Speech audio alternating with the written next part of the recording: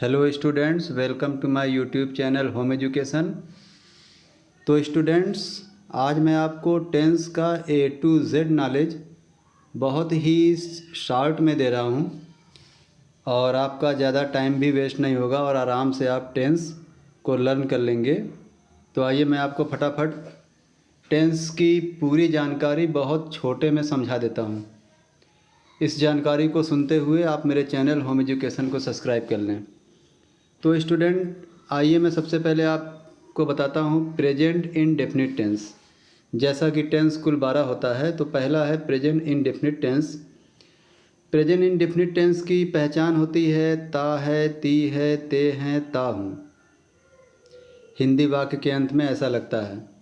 अब मैं आपको बता दूँ, प्रेजेंट इंडेफिनिट टेंस में हेल्पिंग वर्ब लगती है डज या डू। ये दो हेल्पिंग वर्ब लगती है और वर्ब का फर्स्ट फॉर्म यानी V1 लगता है। तो ये जो डज या डू है, ये निगेटिव और इंट्रोगेटिव सेंटेंस के लिए होता है, जबकि अफर्मेटिव सेंटेंस में सब्जेक्ट के बाद V1 का प्रयोग करते हैं।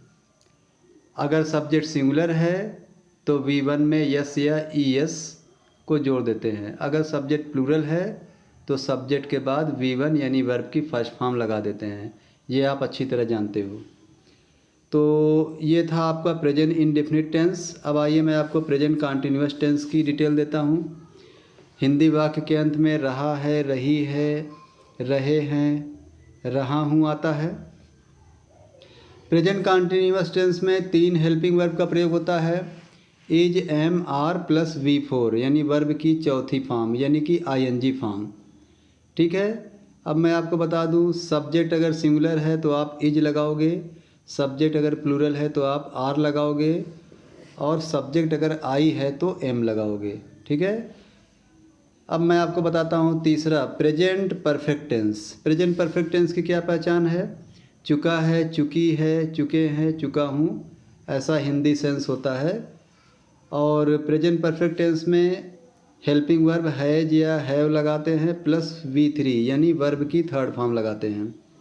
सब्जेक्ट सिंगुलर हो तो हैज लगाते हैं, सब्जेक्ट प्लूरल हो तो हैव लगाते हैं।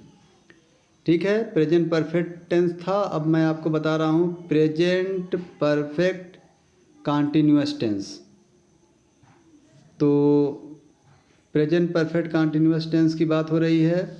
प्रेजेंट परफेक्ट कंटीन्यूअस टेंस में क्या होता है? रहा है, रही है, रहे हैं, रहा हूँ प्लस समय यानी टाइम दिया होता है। अब मैं आपको यहाँ बता दूँ कि इसमें हेल्पिंग वर्ब और वर्ब क्या लगाते हो। इसमें हेल्पिंग वर्ब लगाते हो हैज बीन या हैव बीन के साथ वर्ब का चौथा फॉर्म यानी ING फॉर्म। ठीक है।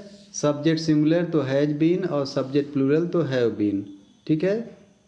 मैं आपको ये बताना चाहता हूँ।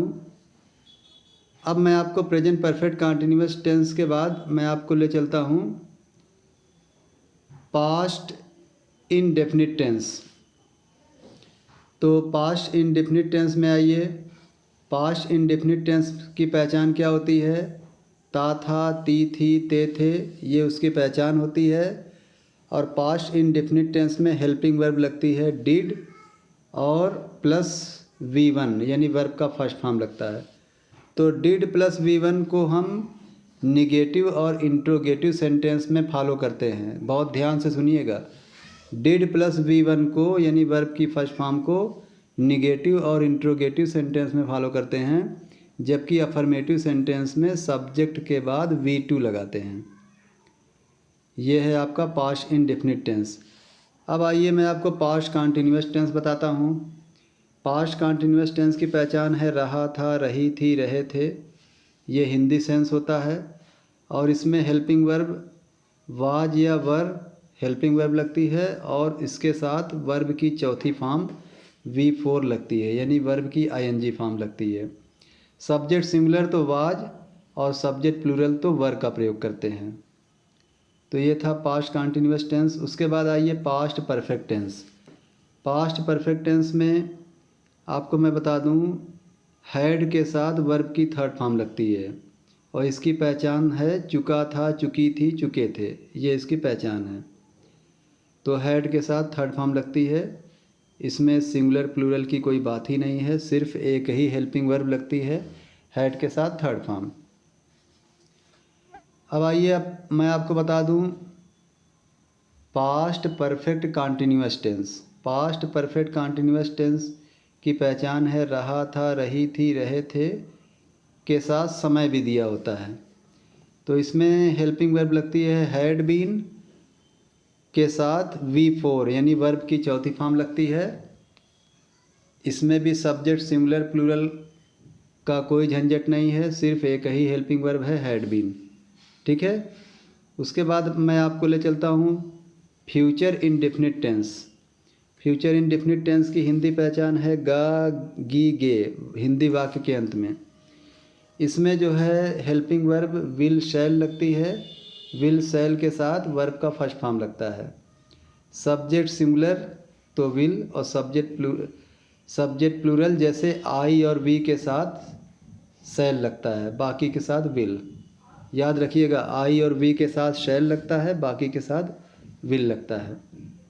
तो ये था फ्यूचर इंडेफिनिट टेंस। उसके बाद बारी आती है फ्यूचर कॉन्टिन्यूअस टेंस। पहचान है रहा होगा, रही होगी, रहे होंगे, ये इसकी हिंदी पहचान है। अब इसमें हेल्पिंग वर्ब और वर्ब क्या लगता है विल बी शैल बी के साथ वर्ब का चौथा फॉर्म। तो विल बी सिंगुलर सब्जेक्ट के साथ और शैल बी जैसे आई और बी के साथ शैल बी लगाएंगे, बाकी सब्जेक्ट के साथ विल बी लगाएंगे और वर्ब की चौथी फॉर्म यानी आईएनजी फॉर्म का प्रयोग करेंगे। ठीक है। तो ये है आपका फ्यूचर कॉन्टिन्यूअस टेंस। उसके बाद बारी आती है future perfect tense. Future perfect tense की पहचान है चुका होगा, चुकी होगी, चुके होंगे या कोई भी कार्य हो चुका होगा। और इसमें जो है हेल्पिंग वर्ब और वर्ब क्या लगाएंगे विल हैव या शैल हैव के साथ वर्ब की थर्ड फॉर्म लगाएंगे। सब्जेक्ट सिंगुलर के साथ विल हैव, सब्जेक्ट प्लूरल के साथ शैल हैव जैसे आई और वी के साथ शैल हैव लगाएंगे और प्लस वर्ब की थर्ड फॉर्म लगाएंगे। तो ये था आपका फ्यूचर परफेक्ट टेंस। उसके बाद लास्ट वाला है आपका future perfect continuous tense. Future perfect continuous tense की जो पहचान है रहा होगा, रही होगी, रहे होंगे के साथ समय दिया होता है। तो इसमें हेल्पिंग वर्ब और वर्ब क्या लगाएंगे विल हैव बीन या शैल हैव बीन के साथ वर्ब की चौथी यानी आईएनजी फॉर्म लगाएंगे।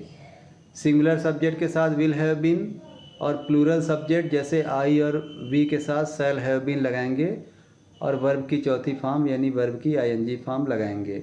इस तरह आपने 12 टेंस की पहचान और 12 टेंस में कौन कौन सी हेल्पिंग वर्ब और वर्ब लग रही है इसको आसानी के साथ सीख लिया और बहुत ही कम समय में। तो स्टूडेंट्स ये एग्ज़ाम करीब होने पर ये वीडियो आपकी बड़ी मदद करेगा। इसे बहुत ध्यान से सुनिएगा और इसे सारे स्टूडेंट्स को शेयर कर सकते हैं जो टेंस की जानकारी चाहते हैं। Okay, thank you.